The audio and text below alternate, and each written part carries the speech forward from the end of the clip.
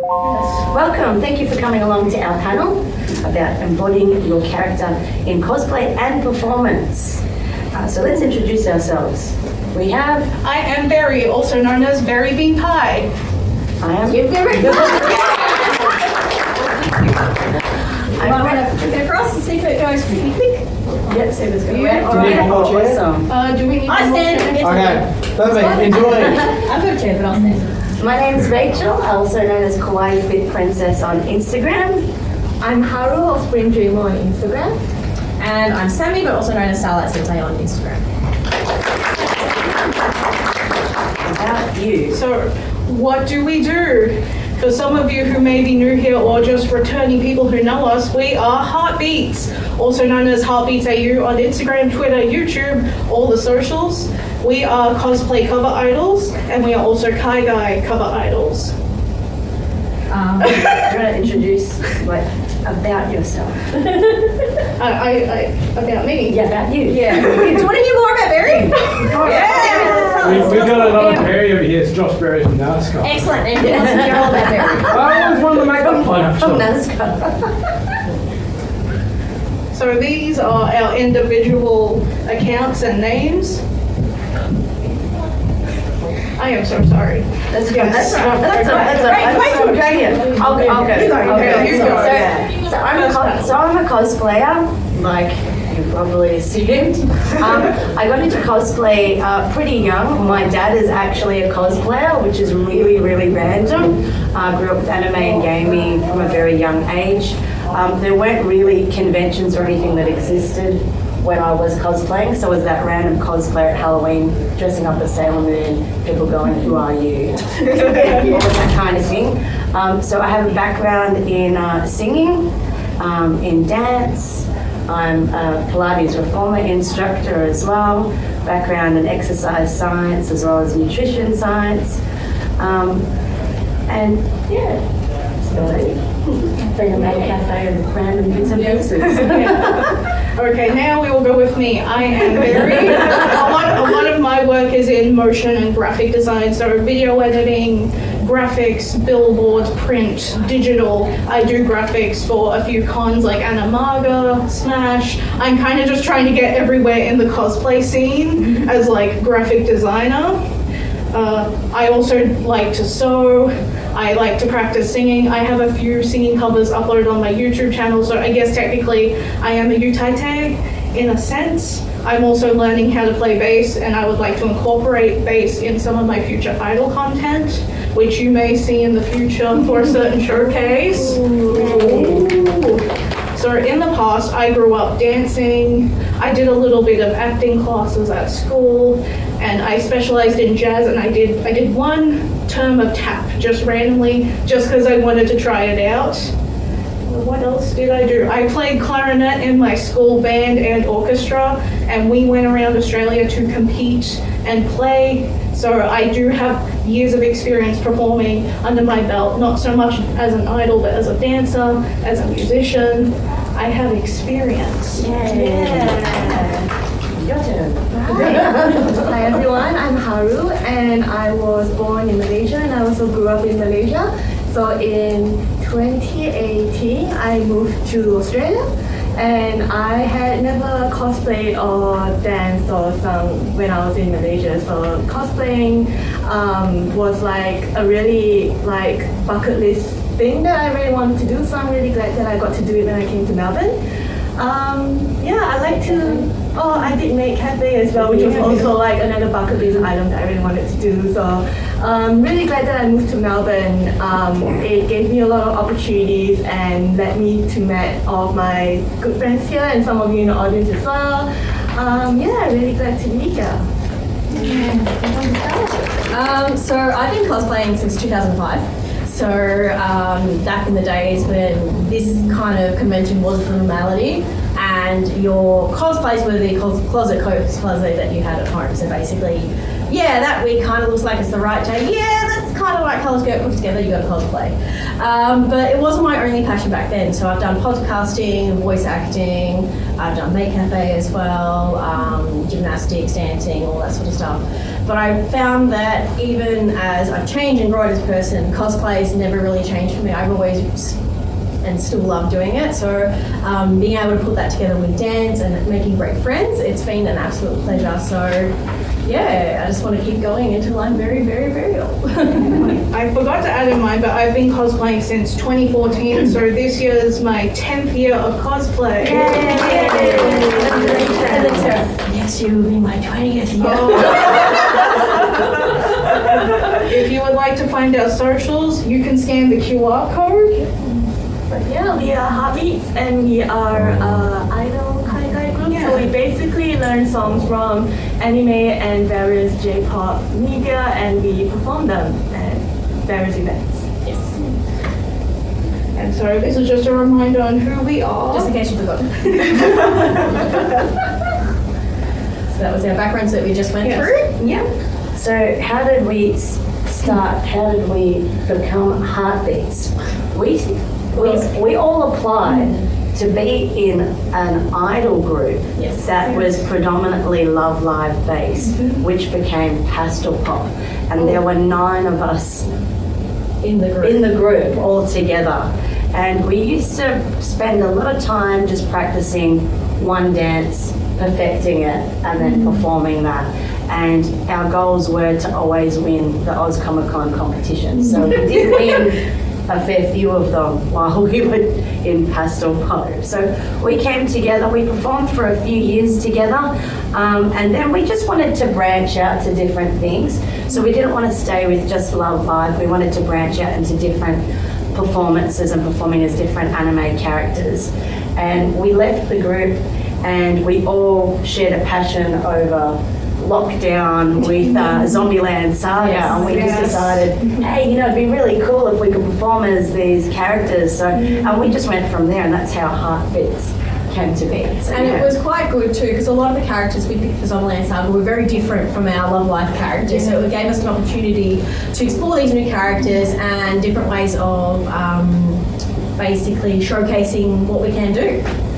I guess for me, cosplaying Junko is sort of similar to cosplaying Kotori and Ruby and Rina. I guess more like Rina, but she's more on the sadder side rather than cute, happy-go-lucky girl. I think like Zombieland Saga has a lot of different genres of music or different types of music as well as compared to like Love Live, which is mostly, I guess, predominantly very like happy idol, typical like idol music kind of stuff. Like in like the Zombieland Saga songs that we picked, there are like jazz ones that we did, and also like a more rock kind of Yeah, those guns. Yeah, that was good character exploration when we're performing as those ones. What was it like performing for the first time on stage? Well, nervous, very, very nervous. If you're not nervous, you're lying. Because like I didn't have any dancing experience before I joined basically Pastel Pop and now HeartBeatz. It was really, really nerve-wracking for me because it was my first time dancing on stage. But I think like because we used to spend like 7 months learning one song. So it was basically muscle memory at that point, and once like the music started and we started dancing, the nerves went away. And it also felt really nice knowing that there's 3 other people on stage with me. So yeah, it felt good to know that there's other members for me as well. Yeah, I also felt a little bit nervous, even though I have done prior orchestra, choir, dancing experience, because it was dressing up in cosplay, which is a little different than with dance. You usually use your real hair, and then you usually set out your dances way in advance. Where with cosplay and idols, I find a lot of it, we tend to work a bit faster than actual dancers that prepare their songs like a year in advance. Very big on planning. Very big on planning. All right, let's go. Okay, yes.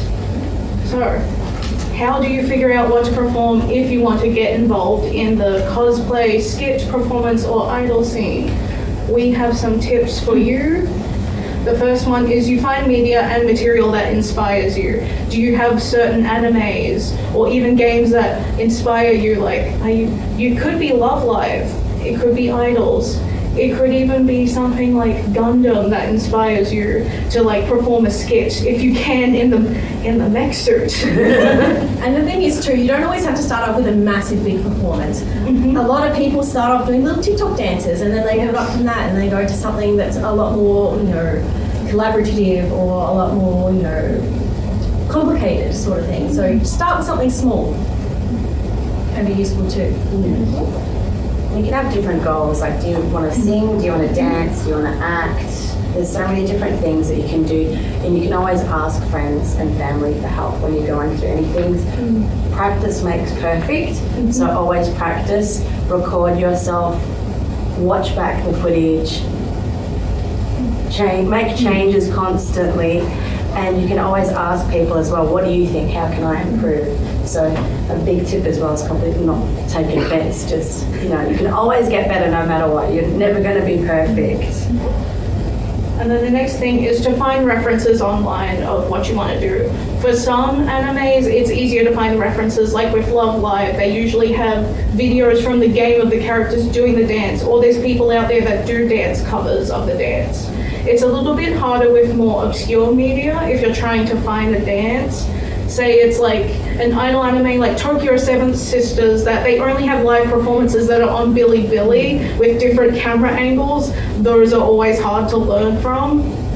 So yeah, but Oh, sorry, I was going to say mirrors are also great as well. So having a mirror actually flips it for you, so you don't have to do that in your head. You're literally just copying what you see on the screen. As someone starting out, having an exact replica of what you should be doing is a very easy and good start, and I like it very much. And you can always change things as well. So Yes. we've always changed things. There's usually when we do dances, we will get a few different versions, and we'll pick out the bits that we like and we'll meld that together. And a lot of the time we actually do add our own choreography as well, just because we have the dance background. like the main one that I remember is when we did My My Tonight. We added our own little introduction where we all put our fans out, and then we went in and then we did stuff with our fans. We decided to do that as our little introduction, just as something to differentiate from other people that have performed My My Tonight. And I also composed the little the music box sound for the My My Tonight instrumental. So that's where my music experience comes in hand. Now, these are some tips for preparing for the stage once you have found what you would like to perform to the people. If you're going to sing, vocal warm-ups. Warm up. So if you're gonna dance, doing static stretches and things, that's not really good, because if your muscles aren't warm, you will tear a muscle. You go straight into a quad stretch, you can tear the muscle fibers.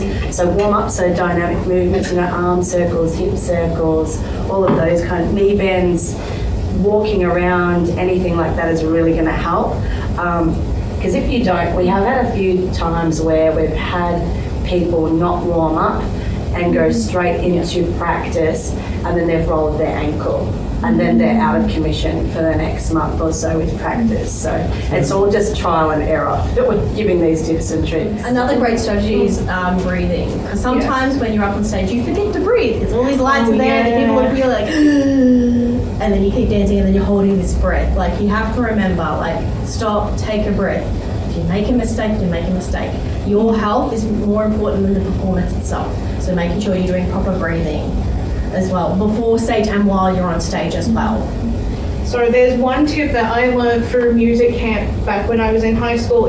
I just called it the 5 senses activity, where you close your eyes, you try to get in tune with your body, and you think of 5 things that you can hear, 5 things that you can feel on your body, 5 things that you can see when you open your eyes, 5 things that you can touch.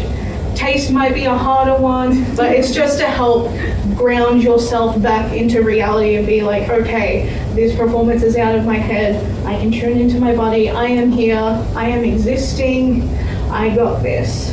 And I found that that's really helpful, especially if you're more of the anxiety type like me, where I tend to overthink a bit before performances. So I found doing something like this helps me calm down before performance. It goes into your next point too about visualization. Visualizing, yeah. So one way that Rachel has taught me this one is visualizing the performance or your skit in your head. So when you can shut your eyes or you can keep it open. You imagine yourself doing idle dances while you are there. You imagine yourself on the stage looking out to the crowd. Maybe there's pen lights in the air, crowd cheering, and you think that it's going to go well regardless of what happens. And trying to keep a positive mindset is really helpful. Yeah, 1000%. Creating a positive, happy vibe is really important before going on stage as well, especially when you're really nervous. So we kind of pep each other up before we go on stage, like when we're feeling nervous, so we're just like, yeah, we can do it, yeah, we're gonna slay. And we do silly little things like, you know, we've got our call and response, which is docky, docky, heart beats. But we kind of get in a circle together and we'll do little hearts and be like, yeah. Like, it's really silly, like, but it's just watch us from the sideline. You're like, I don't know, like, what is going on? Yeah, what is going on? But it really, really does help to get rid of those nerves, and so that you're more excited and happy to go on stage. So yeah, I really enjoy those bits. Yeah. I'm a bit of a dag, so. And it really helps because, like, for me personally, when I get nervous, I kind of like freeze or like I shut down a little bit and I get really quiet. And then the three of them are just there, like, don't. So it helps me take my mind off whatever, like, you know, performance or anything that's going on next. And leading into that, positive words of affirmation to your members. If you're performing in a group with members, you can say things like, way to kill it, yes, slay, you will slay, go bestie. I don't know, I'm just doing all kinds of things. We're gonna cook. Yeah. We're gonna serve and eat.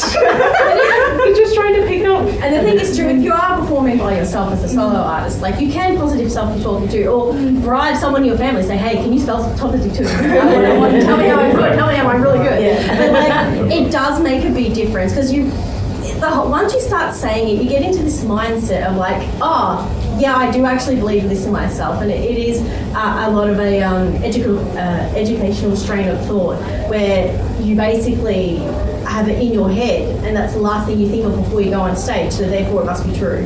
So it's absolutely fascinating from the psychological point of view as well. And I think because we do all of these little things before we perform each time, it just becomes a part of routine. So it just makes it easier and easier each time we go on stage to perform. So I think the nerves are less now than what they were the years ago when we first started. So now we just go, yeah, this is what we do. And that actually goes really well into our next point.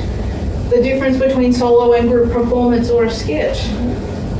So working in a group, I think it's easy because you're working with your friends or people that you enjoy, but it's also harder because it relies a lot on other people's schedules. And it's hard when everyone is working full-time or studying, or maybe they're doing both studying and working. Or they're sick. Or sick, yeah. So it really comes with trying to accommodate to people's schedules and their bodies, and making sure that you're okay to kind of go with the flow as much as you can. So I think when creating a group or working with people in a group, have set expectations of what you want everyone to achieve in this group. Because at the end of the day, if you're doing a dance and that person's always away and you can't block where that person is, you're going to perform and say you're going to bump into them because they haven't been there at practice. So it's something you do actually have to consider.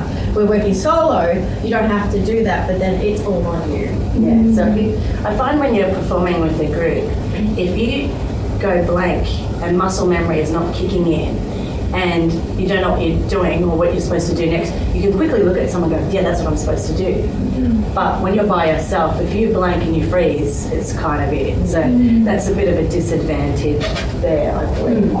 I think also, like, working in a group, as you said, if someone's not there constantly, they're the realistic things, you know. You won't always be able to work with everyone. I'm sure people have worked in workplaces where you've got some great teammates, but then you've got some real useless people that just don't do anything. and that happens, and it's real trial and error that we've found over the years. So we find that each person has a role, each person has an expectancy, and as long as we're communicating that and we're always saying how we feel, then everything will be smooth. Like if you've got too much stuff on your plate and you can't do a graphics thing, you can come and say, hey guys, I really can't do this, can someone else do it for me? I've done that quite a few times this year, especially when I've been working with a lot of Smash and Animago graphics. I'm like, friends, please help. And even if they do something simple, like make Instagram story graphics or video or upload videos, I'm like, thank you so much. Or thumbnails especially, because I am responsible for most of the graphic design behind HeartBeatz. So sometimes there's just, I'm happy to work on it. Most of my time is like a passion for graphic design, but sometimes I'm just so busy with other work that I just need help for something simple. It's good. And that's when a group is helpful. And then when you have someone like Haru here, who's great at organising everything. She has basically done such an amazing job as a solo and as a group dancer. And I feel like you've got some great tips as well to share for when you've done both, because you learn most of your dances independently by yourself. I think like for me, like definitely being in a group has helped a lot, especially getting into the community. I had never cosplayed before, so like everyone here like helped me like with wigs and everything, how to get costumes and all of that. Even dancing, even though like I might learn like a lot of the dance on my own, there's gonna be bits that I don't know how to do because I just don't have a background in dance, and that's when I go, Rachel. Rachel is the gym. How do I do a body roll? What is that? Yeah, so like that's how I guess like being in a group really helps for me personally. I think like if you're someone who wants a lot of control, or like you know what you like and you want to have full like control over your set list, the songs you want to do, what kind of moves you want to do in a dance, then I think being solo is a great idea, because then you get to decide everything. Whereas like in a group, there's going to be some sort of compromise. Like some people are going to want to do things this way, some people might prefer it another way. So you got to kind of like meet in the middle. I think the good thing that we learned years ago, going back to Pastel Pop days, was voting on things. You know, say for example, there's a costume. Oh, someone likes that costume, or someone likes that one and that one and that one. All right, we're going to vote on which one we like. And then the vote comes down to, you know, 2. And then someone might say, look, you know, I'm not working very much. I can't afford that really expensive one, but I can afford this one. And so we all compromise and we go, okay, well, we'll just go for this one then. So it's self-sacrifice. If you can do that, it's really good when you're in a group. But if you can't compromise and you can't, and that's okay. Some people can't, and that's okay. Just go solo. Go solo. Group's not for you, and just go solo. Definitely. Another thing for me is I find it easier to keep myself accountable with a group, because sometimes I'm like, yeah, it's fine, I'll learn this, and then I just never learn it. I'll get to it later. 2 months later, I still haven't done it. Like I find it easier to disappoint myself compared to like when I think about, oh no, like I need to learn this because we're doing it as a group. I can't disappoint my other like teammates. So like if you're someone who's very self-disciplined, then I think solo would also be a really good idea. But yeah, it depends on my personal preference. Yes. What's the next one? So the next one is tips for beginners who want to perform. You can start at any level, anywhere, anytime. I think it is important to be passionate about what you like, and that passion will go through in your performance rather than like being skilled and then not giving the passion just because, oh, it's just another performance, I will do my thing. I think passion and just passion for your media, regardless of skill level, is really important. And don't be discouraged, because usually in the cosplay and idol space, it's very friendly. You will have an audience no matter what. You'll have people cheering with their pen lights for you regardless of your skill level. And I think it's just good. If you want to do it, you should start learning something that you're passionate about. Dance can be learned, passion cannot. Yeah. True. Very true. Very true.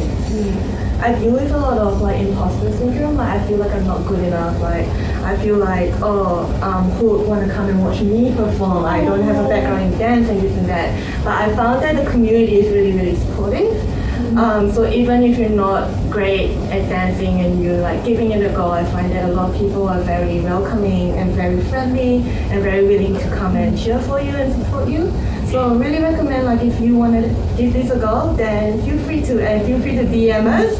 And when you're doing your performance or when you're releasing your cover, we'll be there as well. I think it's also good to put that in a cosplay competition context. If you're entering and you do a skit, the people in the audience are also there for you. So this isn't just for idols and dancing. This can also be in a skit context of you can just keep competing in more competitions, and maybe you won't win, but that's okay. It's getting the experience to perform. And you'll constantly learn and evolve too. Like, a lot of people are so critical and harsh on themselves in the cosplay community, like, oh, I made a mistake, everyone's going to remember that. No, they're not. I'm sorry. I wish you were saying you're that special, but no, they're not going to remember what you did 5 minutes ago.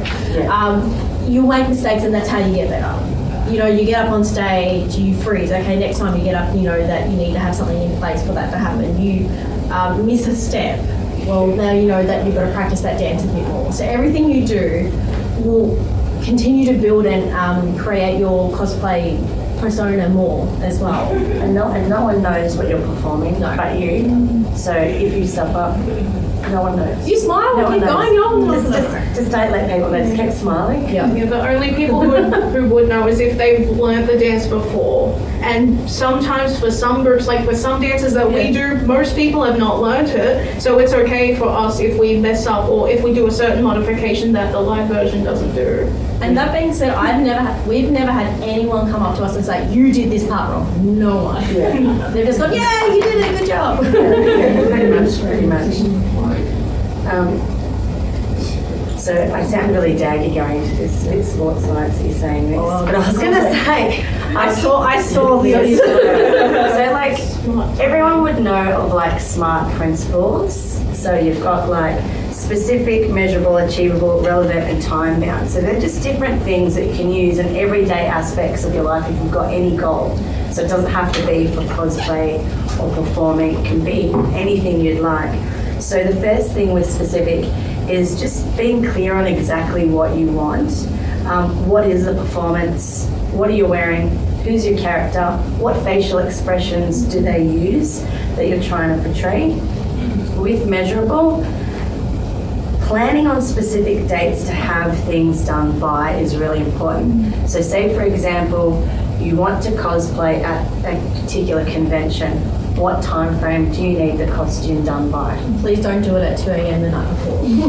Doing your wig takes time. Don't do it the night before. Especially if you have to put hair tinsel in your hair wig. tinsel in the wig, that takes ages. Don't even try to do It took me like 4 to 6 hours to put it in my short memcho wig, and that one I spread across the week.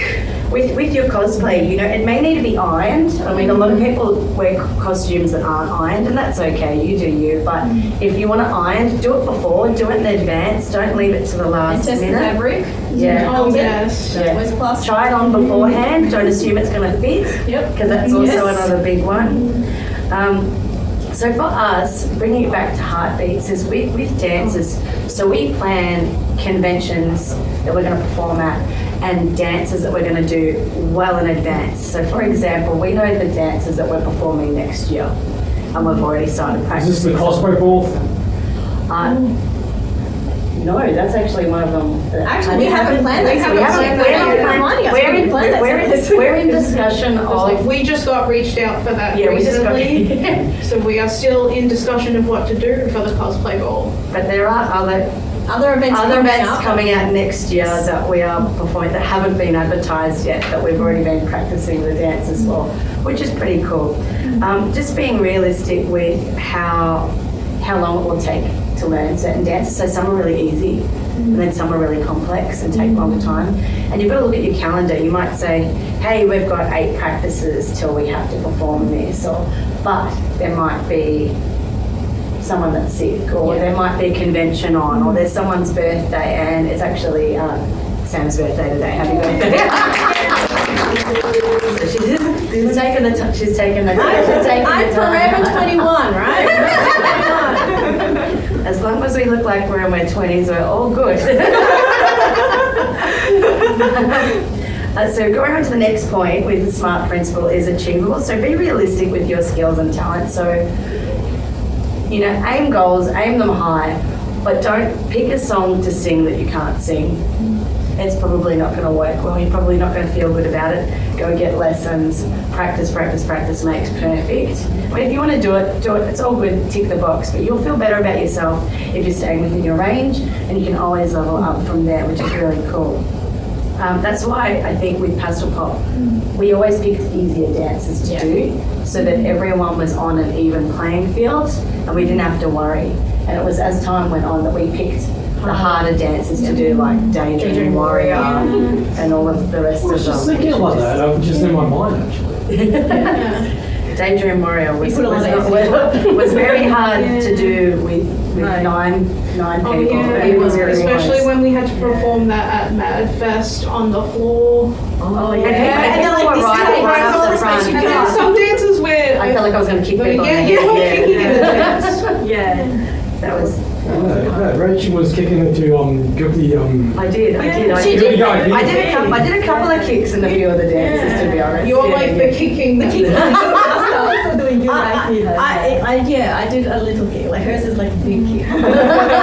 Kick myself in the head, you But she know. also kicked forward towards the audience. I went away from the audience for purposes. The kick was in Guilty Fever. Yeah, there was one in there. Going on to R, so relevant. Building community connections. So this is a huge thing for Berry. Berry is really, really big on fostering relationships within the cosplay community. Whether it's within the idol scene, not in the idol scene, graphics people, gaming people, like really, really big on that. And it's all a part of like that collaboration of like building your network. So if you're performing, you've got friends you can speak to, they support you. For me, I just try to go to as many idol events as I physically can. Sometimes it won't work out in my schedule, but I will try to make most events if I can. And it kind of helps because I do graphics for a lot of things in the convention scene. And I do work for OzCos magazine, mainly in graphic design, but I also run an idol feature in the magazine. Some of you may not know that, or some of you may know, because I like to do, most of the issues that I like to do are community issues where I like to get idols' feedback on performances that they've done at events like Crunchyroll or Smash, because I think it's important to highlight the community and not just the popular people, because it shows that everyone can perform regardless of their skill level, and people are free to submit to community issues. And you'll have people that, you know, that are new that want to collaborate with you as well, that want to do dances and performances, which is really, really cool as well. It's going to time, being realistic about the plans. As I mentioned earlier, you know, we've got things planned for, you know, December, November, January, and just, you go into the next. Okay, there's two things here, but I forgot to put them I think in. maybe we should just move past them and go into Okay. the other ones. Yeah. Okay, so here are some tips for performing a skit or a dance in a cosplay competition, or if you're performing on stage. 1, practice. Make sure you practice as much as you can. Give yourself enough time to practice beforehand, because if you have an event in, say, a week or two and you don't know your dances or your set list, that's a bit of a worry for me personally, because I like to make sure that I have the muscle memory in my head to make sure I know what to do, so that if I do have a frozen state, I rely on my muscle memory to keep going. Dress rehearsal is really important, because some things don't work, like petticoats fall down, like wigs fall off your head, so you've got to practice on how to pin things all together so everything stays still.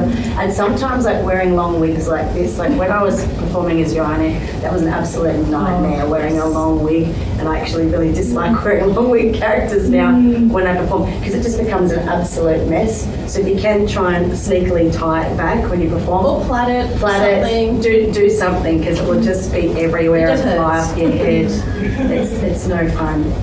Photo shoots. Here we go. How do you organize a photo shoot? We hire someone called Haru. Hara, I think you're one of the best persons to talk about The this. network's really good. So I guess like organizing a photo shoot, first of all, like the easiest way is to just follow people on Instagram. Like for cosplayers, photographers on Instagram, it's maybe a bit harder to find photographers on Instagram if you don't know them. So one good tip is, well, for me personally, I go into Instagram in the tag section and I type in Oz Comic Con 2024 or like Animaga 2023, and then I look at all the cosplayer photos, and then if I see a photo that I go, wow, this photo looks amazing. I love like the edits, I love the Photoshop edits and stuff. I look at the tags and I see who's credited as a photographer, and then I follow that photographer. So that's the easiest way, in my opinion, to look for photographers in the community. So once you found the photographer you want to shoot with, the next step is to actually reach out to them and ask them about their rates. There are photographers in the community who do free photo shoots, and they are sometimes called TFP photo shoots, so I think trade for print. So it's really important to, I guess, ask them if they are willing to do shoots TFP or whether they're doing paid shoots. Never assume that they are offering shoots for free. So I always just go in and ask them like, what are your rates? And sometimes they say, oh, I'm happy to do it for free. Or sometimes they'll be like, yeah, I charge this amount for this amount of time. And if that works for you, great. Go ahead and like talk about which character you want to shoot with and like what's your concept and all of that. And if that's slightly out of your budget or for some reason like you can't afford their rates, I think it's also okay to tell them that, hey, thank you so much, but that's not really in my budget right now, but I would love to shoot with you again in the future. So, and they might give a compromise as well. Yeah. They might say, oh, well, what is your budget? Or we can work with this. And also don't be offended if they say no, they don't really want to shoot with you. Some people don't like shooting certain characters in cosplay, so they've just done it that many times that they're no longer interested. So there are many, many wonderful photographers here in Melbourne, and we're very privileged to have as many lucky ones as we do. And finding a photographer that suits you and your needs is important as well, not just popularity. Yeah. And like, I think sometimes when you're at cons, you might see people holding cameras, walking around, who you assume are photographers. Like, I always find it really intimidating to approach people in person. And I find it like just really scary, like going up to someone, knowing that they might say no. Usually they don't say no, but it's just like the anxiety. So what I like to do is to DM people like beforehand, being like, hey, can we shoot at this con? Because just, DM people on Instagram is less anxiety. For me. So yeah, and I guess like once you've contacted a photographer, you discuss rates, concept, character, and all of that. We recommend always getting them a gift if they are doing shoots for free. And if they're not, if you're paying them for their time, then I guess you Please pay them on time. Yeah. I think that's pretty much covered. So first photo shoot tips. I think this should be the last thing that we cover before we get into questions. You can always like bring a friend along, like especially if you feel really uncomfortable and you want that support. Just bring someone along, and it's, if you're carrying lots of stuff as well, and you've got props and stuff, it actually comes in handy having that extra Have a designated bag man. that are like an assistant, which is Designated very, very bag good. Designated bag man. Usually it's the partner of one of the members. The family's on the back. If there's something that makes you feel uncomfortable, you can say no, don't do that. If someone wants to portray your character as sexy and you really don't feel comfortable doing that, just say no. Don't do anything that you don't want to do. It's just not worth it. Just have those boundaries. And also read the photographer as well. Like if they look uncomfortable because you're doing something, please stop. They don't want to be uncomfortable either. Yeah. A big one that Haru started years ago was looking up images of the character and what poses they do. So have them preset in your phone so that you've got something to reference to, rather than being like, oh, what do I do? Yeah. You know, like you just. I used to practice my poses the day before, so I stand in front of the mirror and practice my poses, and that's actually the recommended way to do it, and I still do it to this day. But then when I'm standing in front of the camera, I get really nervous and I just blank, and I just forget everything. So then at least I have the photos on my phone, and I can be like, hey, this is the pose I want to do, and I show it to the photographer and be like, can you like pose me? And then they know like what I'm trying to. I also love the cycle. So I'll cycle through 3 or 4 quite quickly, sort of going bang, bang, bang, bang. And that way you have the constant flow, so they're snapping pictures. Because a lot of the time, your photo shoots are quite short in time. You might have half an hour, you might have 20 minutes. So if A, you know what you're doing in advance and you practice in advance, or B, having a cycle of movements, you've got to get at least 1 or 2 good shots. Poses are really good. Props are good. Props are really, really helpful for different like positionings of your bag, in front, up, behind your back. Exactly why I keep it. Yeah. So that's a good cheat way as well, having props with you. And just know that a lot of the time you're not going to get your photos back straight away. Some photographers can take 6 months or more to get your photos back. Things happen, life gets in the way. Like, I've done a shoot before, it took about 6 months to get photos back. It just happens, so yeah, just don't expect it to be done straight away. You can ask them politely, but don't don't hassle them. I know that there's a lot of photographers that will do photo wall at conventions, and then people will be contacting them the next day. Do you have my photos? They're not going to have thousands of photos edited in that time. It's just unrealistic, unless you're a Superman like someone I'm looking at right now. I also want to go through 2 points quickly before we move on to questions. Once you get your photos back, if you're not happy with it, be sure you contact the photographer if you'd like to do any edits, like whitening your teeth if there's lipstick stains, or maybe there's some parts that are showing in a cosplay that you don't want to be visible. And if you have the skills, you can either ask the photographer to edit them, or if you know how to do it, please ask them before you edit, because some will find it disrespectful if you add filters and edit their photos without permission. And finally, please remember to credit your photographers when you post on social media, Because people like me can find them. Let's move on to the questions. We're going to speed through a whole bunch of things that we didn't get to. So hopefully you can read really quick. Just some very good dances there. So does anyone have any questions that they would like to ask us, or have anything they want clarified at all?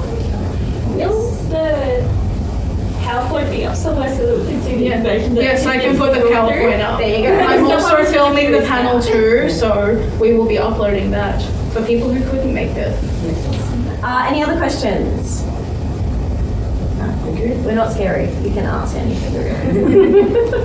If you wanted feedback on, like, say, like a skit or a performance, where would you go to get feedback from? Who would you ask? To be honest, if there's someone in the crowd that you feel comfortable asking, ask them, because they're the ones that watched you.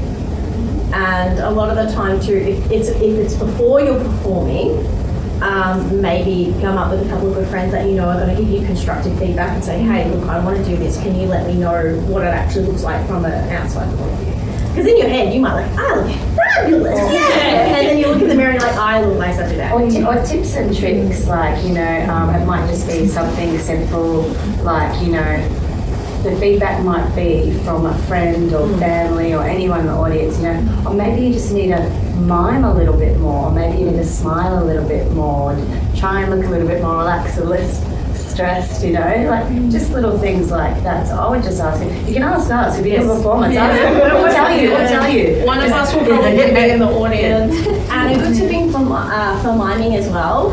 A lot of time, I obviously don't speak Japanese, so miming in Japanese is very hard. So there's a drama technique called rhubarb. And watermelon. So you're just basically going, and it matches closely enough a lot of the time to kind of get away with it.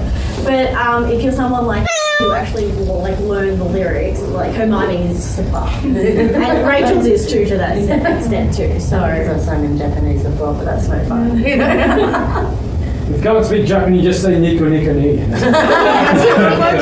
anything that works for you, that you keep a smile on your face and you keep going, is going to work for you. Yeah, definitely. Okay. So just a reminder, here are our socials if you would like to follow us individually. And Or together. or here is our group, HeartBeatz. Thank you so much for coming to our panel. And thank you for listening to the really technical issues. Yes, definitely. We're sorry it was a little bit rushed, but when we realised the time, there's other people obviously coming in to do other panels after us. We want